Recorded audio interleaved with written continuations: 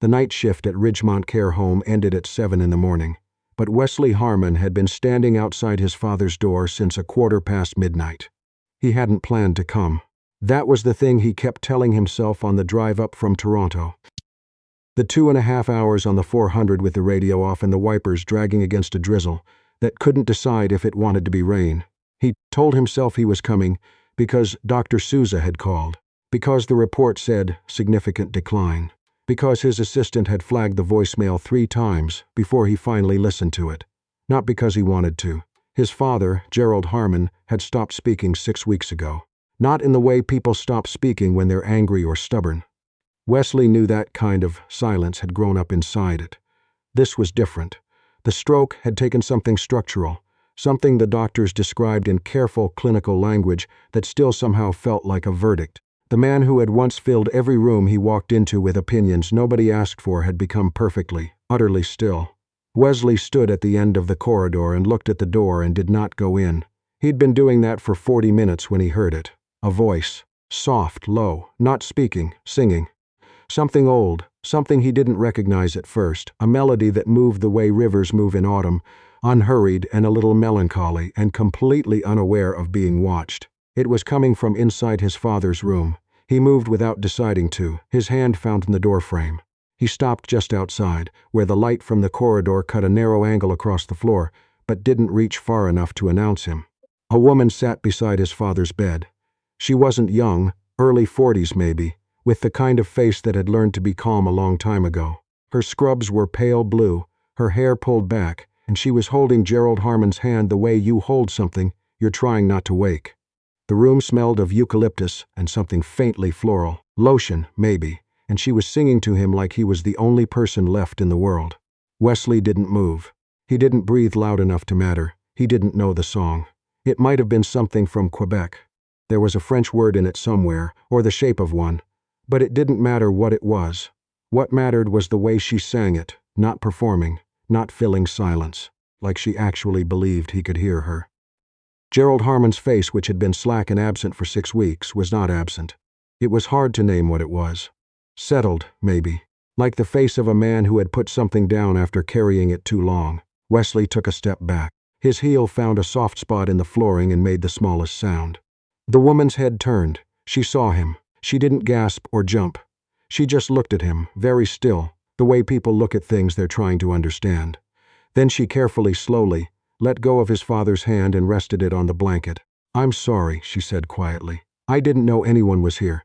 "Don't stop," Wesley said before he knew he was going to say it. She looked at him. He looked at her. Somewhere in the room, a monitor beeped softly once. "Please," he said. She held his gaze for another moment. Then she turned back to his father, settled her hand back over his, and kept singing. Wesley stayed in the doorway for a very long time. Her name was Marguerite Ouellet. He learned that at 6:15 in the morning, when she came out of the room and found him still there, sitting on the bench in the corridor with a paper cup of cold vending machine coffee he'd never touched. She stopped when she saw him. Didn't seem surprised, exactly. Just careful. "You're his son," she said. Not a question. "Wesley." He stood. Wesley Harmon. Marguerite. She didn't offer her last name yet. That came later from her badge, when she turned to check something on the door. She was maybe 5'4", the kind of person who occupied exactly as much space as she needed and no more. There were small creases at the corners of her eyes that suggested she smiled more than she was smiling right now. "How long have you been here?" she asked. "Since about midnight. He was settled all night," she said. "He had a good night, actually. Better than the last few. Because of the singing, she considered that. I don't know. Maybe. Music does something. There's actual research on it for patients like him. The auditory pathways are often the last to go. Sometimes it's the only thing that still reaches." "What were you singing?" She hesitated. "It was something my grandmère used to sing. A lullaby, sort of. Quebecois. I don't even know the proper title," he responded, Wesley said. I saw his face. Marguerite nodded slowly. "I know, he hasn't. In 6 weeks there's been nothing." "I know," she said again. "I've been his overnight caregiver for 3 weeks. Tonight was different." She paused. "Sometimes I think they just need to know someone's there. Not doing anything. Just there." Wesley looked at the closed door. His father was behind it, sleeping now probably, still again. "I haven't been," he said. It came out flat. Not confessional, just factual. which was maybe worse. Marguerite didn't fill the silence with reassurance. He noticed that. She let it sit there, neither judged nor excused, just present. "The morning shift comes at 7, she said. "I need to do handoff notes. But if you want to go in, it would be good for him. I think he knows more than the scans show." She said it with enough quietness that it didn't feel like a guilt trip. It felt like information. The most honest kind. Wesley nodded. He went in. He came back the following Thursday, and the Thursday after that. He didn't announce himself in advance. Didn't coordinate with the facility. Just drove up from Toronto after whatever dinner or meeting or obligation had filled his evening, arrived sometime between 11 and 1, sat in the corridor for a while and went in. He told himself it was about the scans, about being present for the medical conversations, about being the kind of son who showed up. He knew, at some level, that he was also coming because of what he might hear through the door. He heard it 3 more times before he spoke to Marguerite again. Once it was the Quebecois lullaby. Once it was something else, slower, almost hymn-like. Once it was barely a hum, just a thread of melody she was tracing while she changed his father's pillow, one-handed, without interrupting. The third time, Wesley sat on the bench in the corridor and listened until it stopped, and then sat there afterward for 10 minutes in the silence that followed, and felt something he hadn't expected to feel. He felt like he was grieving. Not his father, not yet. His father was still alive, still breathing, still occasionally squeezing back when Marguerite held his hand. Wesley was grieving something older than that. Something from 30 years ago, maybe. The version of Gerald Harmon, who had been so busy being right, about everything that he'd never learned how to be soft. The version of Wesley Harmon, who had spent his childhood trying to reach a man who'd built his walls on the inside. He sat in the corridor and breathed and let it move through him. Marguerite came out at 6:40. She stopped when she saw him. "Again," she said, almost a smile. "Again," he agreed. She sat down on the bench, not beside him but at a small distance, and took off one of her gloves and flexed her hand. She'd been working since 11. She had that particular quality of tiredness that isn't defeat. It's just end of shift, just the body accounting for everything it's done. "Can I ask you something?" Wesley said. "You can ask. Why do you sing to him? Not the research angle, the actual reason." She was quiet for a moment. Out in the parking lot, a car started up, someone ending a night shift earlier than her. "My mother had dementia," she said. "She didn't know me by the end, not my name, not my face. But if I sang the songs she used to sing to me when I was little, she'd turn toward me, not because she knew who I was, just because she recognized something, some sound that went back far enough." She paused. "I think about that. When I'm with patients like your father, somewhere in there, there's still a person. They just need a frequency they can hear." Wesley said nothing for a while. "I'm sorry about your mother," he said finally. "Thank you." She looked at her hands. She was a difficult woman. "Not easy, but I miss her." A pause.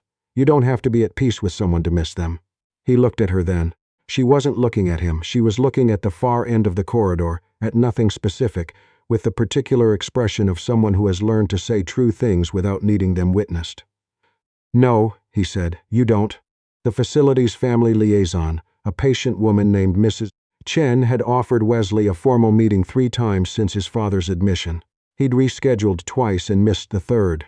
On a Tuesday morning in late October, he finally sat across from her in a room, with a box of tissues on the table, that he hoped he wouldn't need, and got a clear-eyed account of where things stood. His father was declining.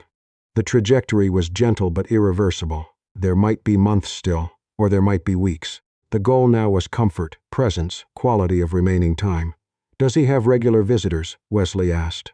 Mrs. Chen looked at her notes. "His overnight caregiver, Margaret, she's become very consistent with him. Some of our staff do go beyond the standard scope, in a good way. She's one of those." She glanced up. "You've met her?" "A few times. She's excellent, genuinely. The kind of person you can't train. Either they have it or they don't." She said it without sentiment, just as an observation. "He responds to her." "I know," Wesley said. He drove back to Toronto and sat in his office on the 42nd floor and looked at the city through glass and thought about frequency. About which frequencies get through and which ones don't. About a man who'd been his father for 50 years and who he'd spent the last 20 mostly avoiding, and about whether it was too late to find the right channel. He picked up his phone and put it down again. Picked it up, put it down. Then he picked it up and called his assistant and said he needed to rearrange Wednesday. He arrived at Ridgemont at 8:30 in the evening, which was earlier than he'd ever come before. Marguerite was just starting her shift. She was at the nurse's station, reviewing the day's notes, and she looked up when the doors opened. Something crossed her face. Not surprise, something quieter than that. "You're early," she said. "I wanted to ask you something before. I wanted to ask while I had time." She waited. "I want to learn," he said. He stopped. Tried again. "Not the singing, I mean. I don't have a voice for that. But I want to know what you do. How you reach him, whether I could." Marguerite set down her pen. She looked at him with the particular steadiness she had, the kind that never felt like evaluation and never felt like indulgence, just like actual attention. "You already are," she said. "I sit in the corridor, and he knows you're there. I think he does." She paused. "But if you want to go in, you don't have to sing. You can talk, or not talk. You can read to him. You can just hold his hand. What matters isn't the what. It's the fact of being present when it would be easier not to be." That's not something I'm good at," he said. "Being present. I run a company. I'm trained to be doing the next thing before the current thing is finished." "I know," she said simply. "I could tell that the first night." She didn't say it unkindly, "But you keep coming back." He had no answer for that. Or rather, he had an answer, but it was 3 decades old and had his father's silence in it and his own, and he wasn't ready to hand it over yet. "Come on," Marguerite said. She picked up the chart. "I'll walk in with you." It became a thing they did. He would arrive in the early evening, before her shift technically began, and she would give him 20 minutes to sit with his father alone, really alone, door closed, no excuses. She'd taught him what to do with those 20 minutes. Hold Gerald's hand, say whatever came, say nothing if nothing came, but stay. Some nights nothing came. He'd sit there with his father's papery hand in his, and feel the strangeness of the silence between them. A silence that had been there long before the stroke, if he was honest. His father had been a contractor, had built half the subdivisions north of Barry with his own company, had opinions about foundations and load-bearing walls, and the right way to pour concrete, and had never once in Wesley's memory asked his son a single question about himself. Wesley had gone to U of T for business, had worked 60 hours a week for 15 years, had built a company that employed 400 people, and Gerald Harmon had said, at the ribbon cutting for their first Toronto office, "That's a lot of glass. I hope the windows are triple pane." That was the last conversation they'd had before the stroke. 3 months later, Gerald was in Ridgemont. Wesley told him this one night, just said it out loud into the room, not as an accusation, just as a fact he needed to release somewhere. "I don't know if you're proud of me," he said. "I don't know if you ever were. And I'm not saying that to. I'm not asking you to answer it. I think I stopped needing you to answer it a while ago. I just wanted you to know that I turned out okay." He paused. "Or maybe because of, I don't know. I don't know which would be worse." Gerald Harmon's hand tightened, barely. The pressure of maybe 2 fingers, maybe nothing, maybe just involuntary muscle. But Wesley sat very still and felt it. He was still sitting there when Marguerite knocked once and came in, and she must have seen something in his face. He wasn't a man who cried, hadn't been since he was 12, but she didn't say anything. She just went to the other side of the bed and began her checks, and when she hummed a bar of the lullaby, almost to herself, almost accidental, Gerald's breathing deepened into something that sounded, against all logic, like relief. In November there was a Tuesday. Wesley was in a board meeting when his phone vibrated. Then again. Then a call from Ridgemont's main line that his assistant flagged as urgent. He stepped out.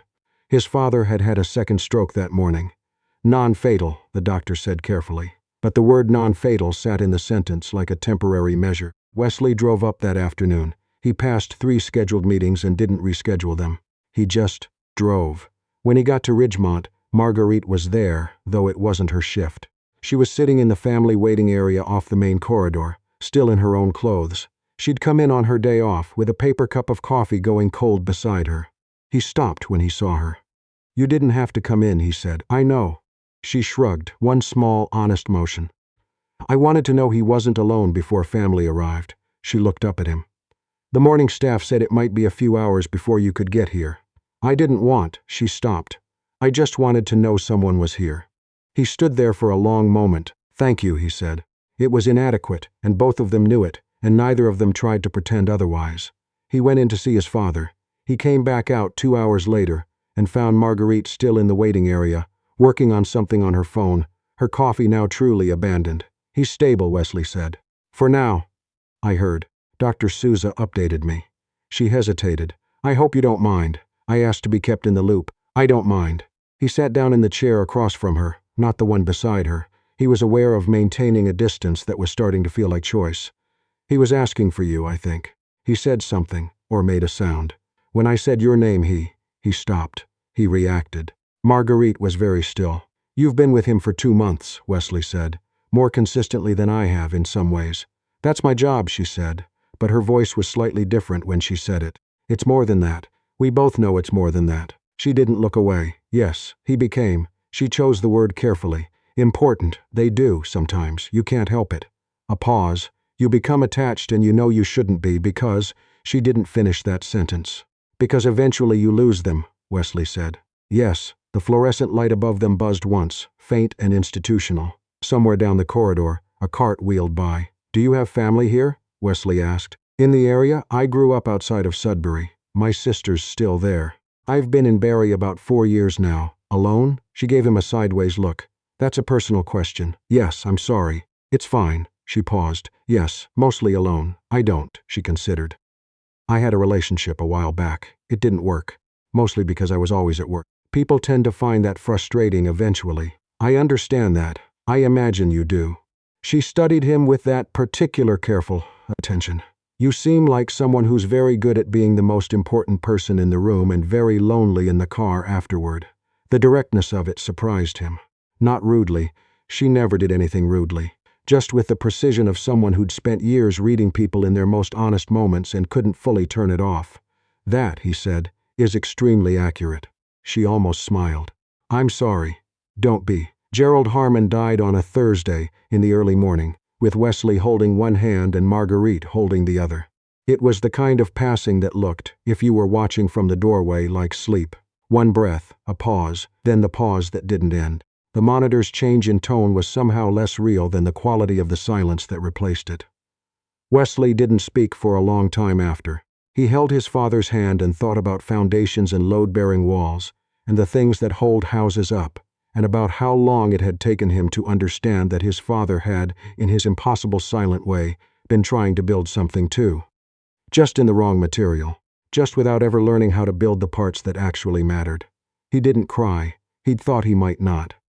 But there was a grief in him that was real and had mass, and he felt it settle somewhere low in his chest, permanent and without apology. Marguerite stayed until the staff arrived. She did the things that needed doing with the quiet efficiency of someone who had done this before, who understood that the practical and the sacred could occupy the same moment. When she finally stepped back and looked at him, her eyes were wet but her face was steady.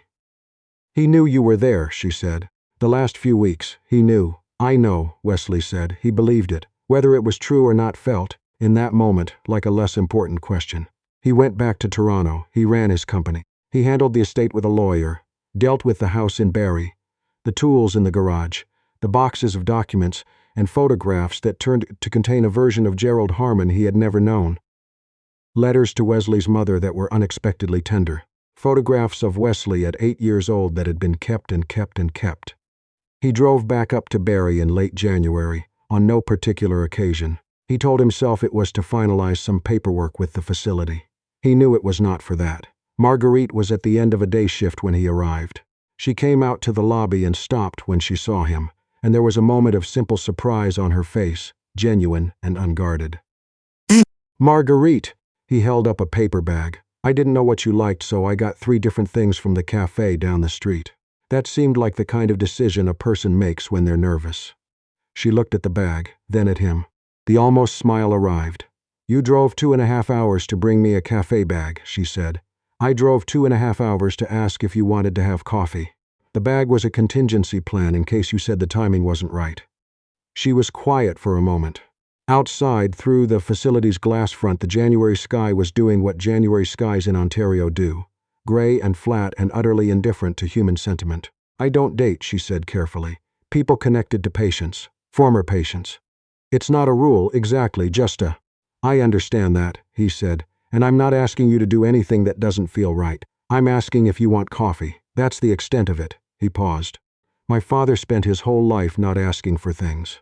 I've been working on not doing that. Marguerite looked at him for a long moment. Then she said, "I need 5 minutes to get my coat." They sat in the cafe down the street until the sky outside went from gray to dark gray, to the particular blue-black of a winter evening in central Ontario. They went through 2 of the 3 things in the bag. They talked about Sudbury and about Toronto, and about what it takes to leave somewhere, and what it takes to stay. She told him about her grand-mère, who had lived to 93 and sung until the end. He told her about his first company, which had failed spectacularly before the one that succeeded, and how Gerald Harmon had said nothing about that failure at all, which at the time had felt like contempt, and now, older, he suspected might have been respect. He didn't know how to say it, Marguerite said. No, he didn't. Some people don't. It doesn't mean they didn't feel it. He looked at her across the small table, the paper cups, the winter dark pressing against the window. "You know," he said, "the night I first saw you, I was in the corridor for 40 minutes before you came out. I didn't go in. I just stood there." "I know," she said. "I heard you earlier than you think." He stared at her. "You have heavy shoes," she said. "CEO shoes, they carry weight." She paused. "I kept singing because I thought if you were standing out there in the middle of the night, you needed to hear something too." The cafe was warm and quiet and smelled of coffee and something baking somewhere in the back. Outside, the first snow of a fresh system was beginning to come down. Not urgent, just steady, the way things that intend to stay always begin, gently, without announcement, as if they have all the time in the world. "Thank you," Wesley said, "for all of it." Marguerite wrapped her hands around her cup and looked at him with the same calm directness she'd had the first morning in the corridor, when she'd told him the truth without softening it, and trusted him to be able to hold it. "You're welcome," she said, and outside, the snow kept coming down.